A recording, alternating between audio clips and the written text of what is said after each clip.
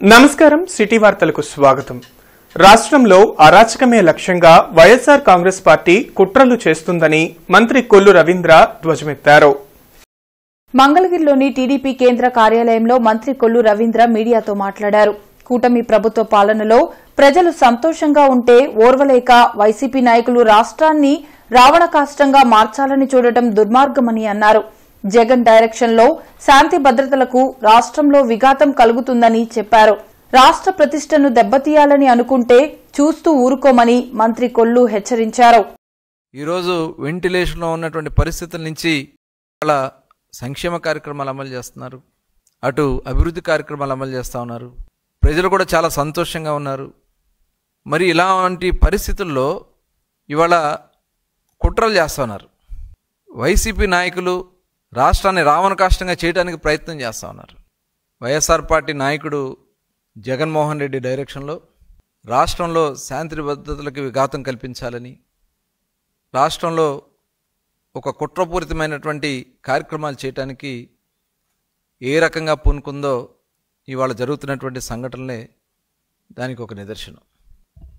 5 సంవత్సరాలు రాష్ట్రాన్ని సర్వనాశనం చేసి, విధ్వంసాలు చేసి, రాష్ట్రాన్ని పూర్తిగా భ్రష్టు పట్టించి, రాష్ట్రంలోకి రావాలంటే భయపడే విధంగా మరి ఆ రోజు చేసినటువంటి విధానాలు చూసి కూటమి ప్రభుత్వానికి అధికారాన్ని గుంటూరు పశ్చిమ నియోజకవర్గంలోని 42, 25వ డివిజన్లలో నిర్వహించిన సుపరిపాలనలో తొలి అడుగు కార్యక్రమంలో ఎమ్మెల్యే గళ్లా మాధవి పాల్గొన్నారు.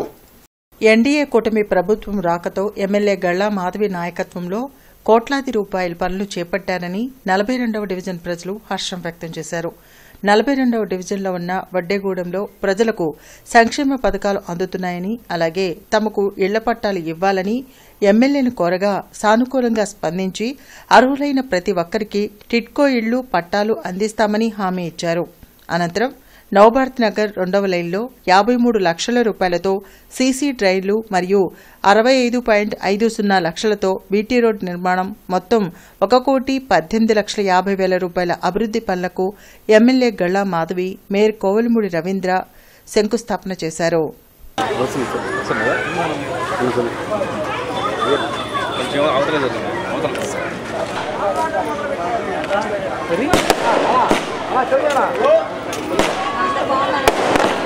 స్టూడెంట్ యూనియన్ ఫర్ నేషన్ 12వ వార్షికోత్సవ కార్యక్రమం సిపిఎం కార్యాలయంలో జరిగింది. మాజీ ఎమ్మెల్సీ కెఎస్ లక్ష్మణరావు ముఖ్య అతిథిగా హాజరయ్యారు. బ్రాడీపేటలోని సిపిఎం కార్యాలయంలో జరిగిన సన్ 12వ వార్షికోత్సవ కార్యక్రమంలో జనచైతన్య వేదిక అధ్యక్షులు Vallamreddy Lakshman Reddy, Hindu college secretary Ramakrishna, apex Nageswararao పాల్గొన్నారు. సన్ సంస్థ ప్రారంభించిన నాటి నుండి పలు సేవా కార్యక్రమాలు చేస్తున్నామని కో ఫౌండర్ యశ్వంత్ తెలిపారు. ఈ రోజు 100 మంది విద్యార్థులకు స్కాలర్షిప్లు పంపిణీ చేశామని చెప్పారు. ఈ కార్యక్రమంలో సన్ సభ్యులు హరీష్, ఆశీష్, రమ్య, బిహెచ్ రాజు, స్వామి, మంజునాథ్, మల్లిక తదితరులు పాల్గొన్నారు. సన్ 12వ యానివర్సరీ సెలబ్రేట్ చేస్తున్నాము. సన్ పెట్టి 12 సంవత్సరాల్లో మేము ఎక్కువగా గవర్నమెంట్ స్కూల్ పిల్లలకి కెరీర్ గైడెన్స్, అలానే అనాథ పిల్లలకి క్లాసెస్ చెబుతూ స్కాలర్షిప్స్ కూడా ఇవ్వడం జరుగుతుంది. గత 8 సంవత్సరాలుగా ఇప్పటిదాకా 120 మంది పిల్లలకి స్కాలర్షిప్ ఇవ్వడం జరిగింది. ఈ రోజున 12వ యానివర్సరీ సందర్భంగా మేము 100 మంది పిల్లలకి స్కాలర్షిప్ ఇస్తూ ఈరోజు యానివర్సరీ సెలబ్రేట్ చేస్తున్నామండి. దీనికి ముఖ్య అతిథులుగా కెఎస్ లక్ష్మణరావు గారు, అపెక్స్ నాగేశ్వరరావు గారు, ఆర్వీఆర్ హెచ్ఓడి ఎం వెంకటేశ్వరరావు గారు, అలానే హిందూ కాలేజ్ సెక్రటరీ రామకృష్ణమూర్తి గారు, అలానే జన విజ్ఞాన వేదిక, ఎస్ఎఫ్ఐ, పలు విద్యా సంస్థలు వాళ్ళు ప్రజెంట్ అవ్వడం జరిగింది. పాత గుంటూరు అంకమ్మ తల్లి దేవస్థానంలో ప్రత్యేక పూజలు జరిగాయి. ఆషాఢమాసం పురస్కరించుకుని అమ్మవారికి భక్తులు బోనాలు సమర్పించారు. శాకాంబరి దేవిగా అంకమ్మ తల్లి భక్తులకు దర్శనమిచ్చారు. సకల శుభాలు కలగాలని అమ్మవారిని వేడుకున్నారు.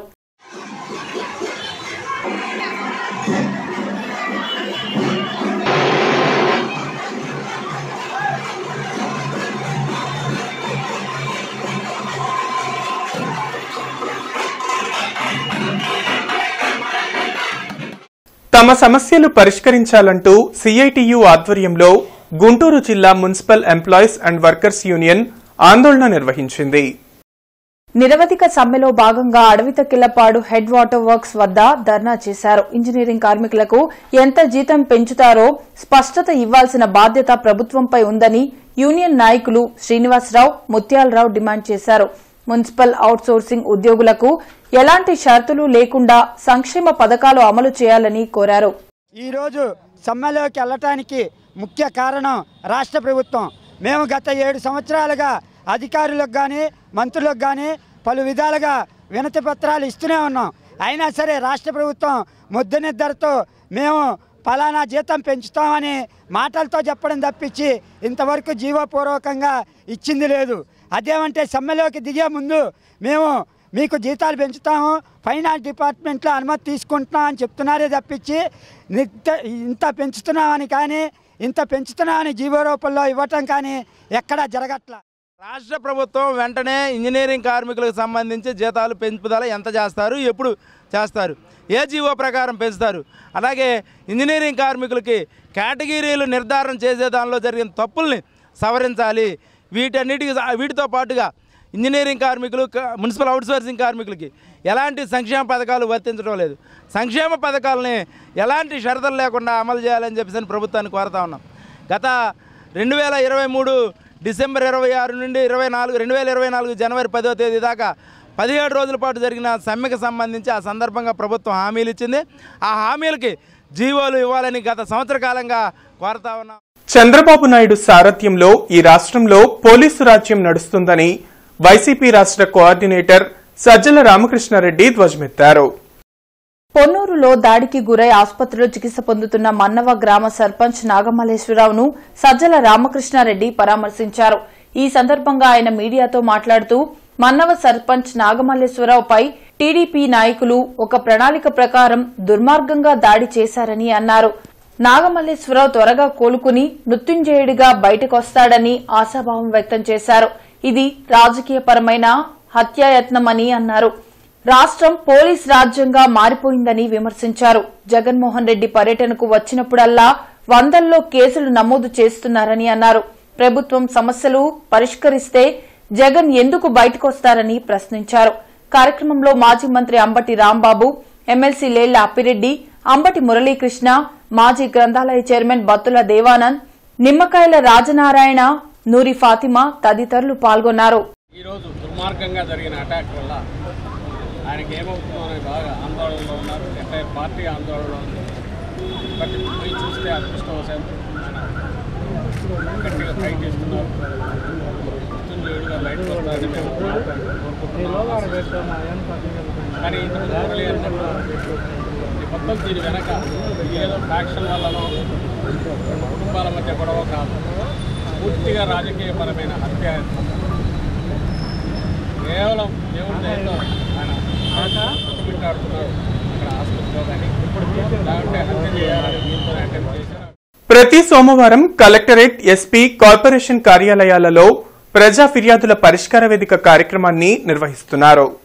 ప్రజలు తమ సమస్యలను అధికారుల దృష్టికి తీసుకువెళ్లి వాటిని పరిష్కరించుకోవాలని ఉన్నతాధికారులు సూచించారు. కార్పొరేషన్ కార్యాలయంలో డైలివర్ కమిషనర్ కూడా నిర్వహించనున్నారు. జిల్లా, నియోజకవర్గ, మండల స్థాయిలో ఈ ప్రజా ఫిర్యాదుల పరిష్కార వేదిక కార్యక్రమం జరగనుంది.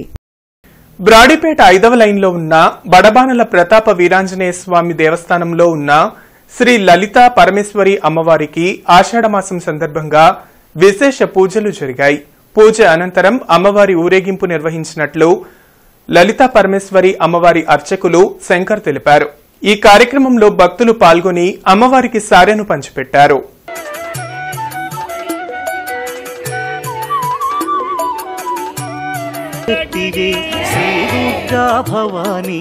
అమరావతి మండలం ఎండ్రాయిలో జరిగిన సుపరిపాలనలో తొలి అడుగు కార్యక్రమంలో పెదకూరపాడు ఎమ్మెల్యే భాష్యం ప్రవీణ్ పాల్గొన్నారు. ఇంటింటికి వెళ్లి ప్రజలతో మమేకమై వారి అభిప్రాయాలను ఎమ్మెల్యే భాష్యం ప్రవీణ్ తెలుసుకున్నారు.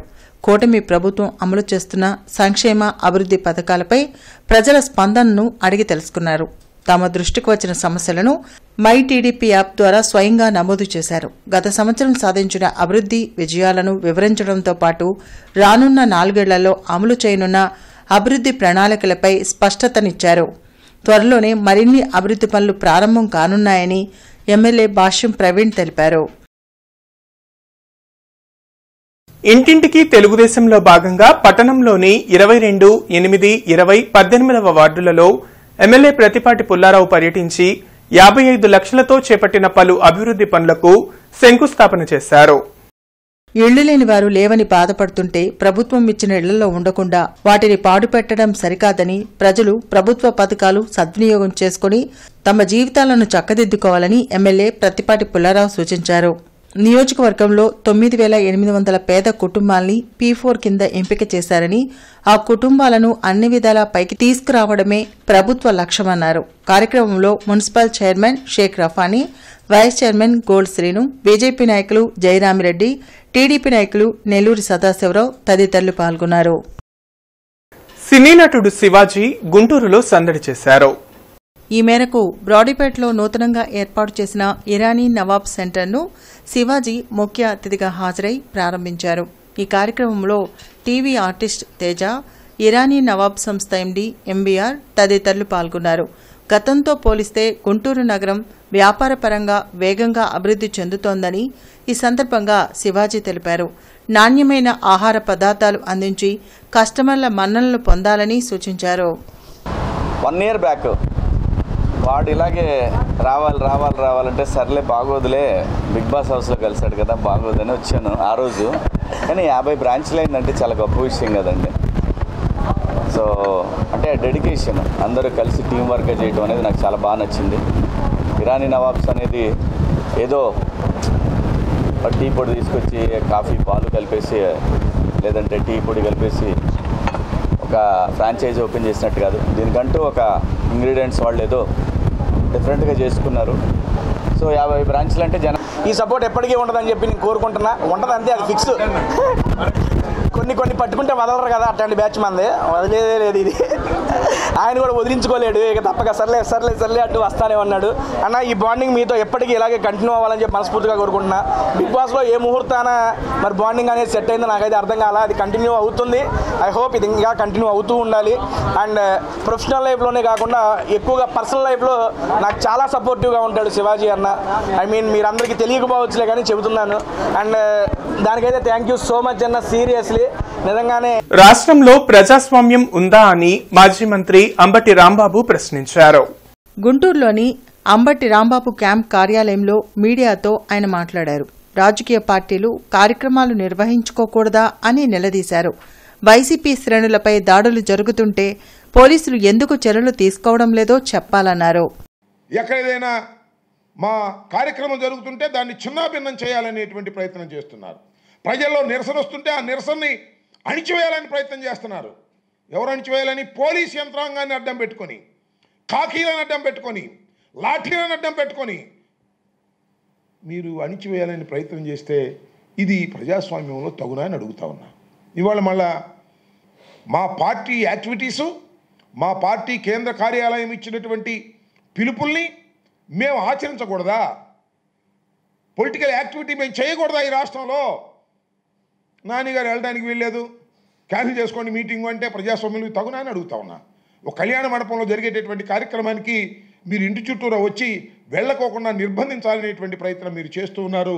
ఇది ప్రజాస్వామ్యంలో సరైనటువంటి విధానం కాదు అని ఈ సందర్భంగా నేను చెప్పదలుచుకున్నాను. 2/1 బ్రాడీపేటలోని SHO భవనంలో services health organisation, hypertension and diabetic club, మానవతా స్వచ్ఛంద సేవా సంస్థ సంయుక్తంగా అధిక రక్తపోటు, మధుమేహం బాధితులకి నిర్వహించిన రెటినోపతి ఉచిత పరీక్ష, వైద్య సలహా శిబిరంలో డాక్టర్ కల్పనారెడ్డి ముఖ్య అతిథిగా పాల్గొని ప్రసంగించారు.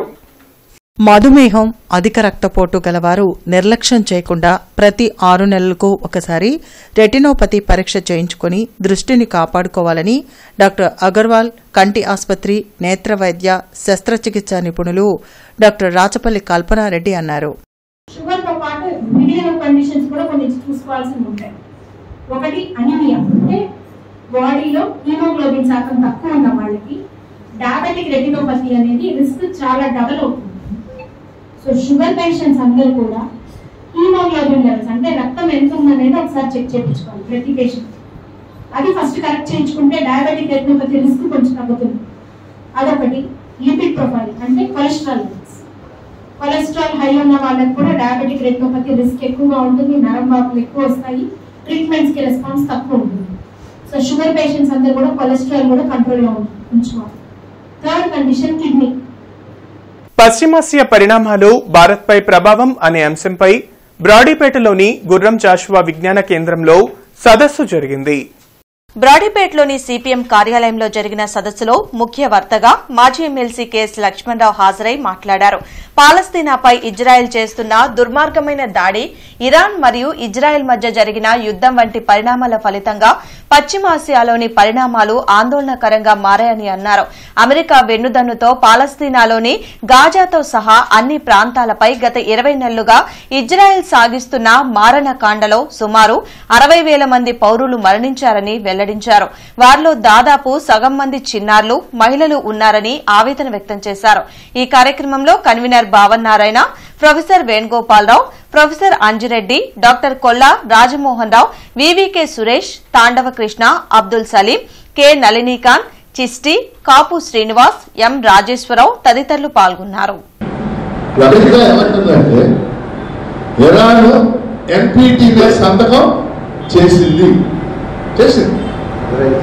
ఆ సంతకాన్ని ఉల్లంఘించి అది ఇప్పుడు అణు ఆయుధాలను ఉత్పత్తి చేస్తుంది. ఇది దుర్మార్గం. అది దుర్మార్గం అమెరికా చెబుతుంది. కాబట్టి దాడి చేస్తాం. నువ్వెవరు దాడి చేయడానికి ఇలా చేసింది అనుకో. అదే అమెరికా ఎన్పిటి మీద ఇజ్రాయెల్ పెట్టొద్దని చెప్పి ఇజ్రాయెల్ ఎవరు పెట్టొద్దని ఇజ్రాయెల్ సంతకం చేయాలి, కానీ వారు చేసేది. కాబట్టి అంతర్జాతీయ ఒప్పందాలను ఉల్లంఘించి ఇరాన్ అనే దేశం అది అణ్వాయుధాలను తయారు చేస్తుంది కాబట్టి దాడి చేస్తున్నాం అని ఆ దాడికారు చెప్తున్నా. సిటీ న్యూస్ సమాప్తం. నమస్కారం.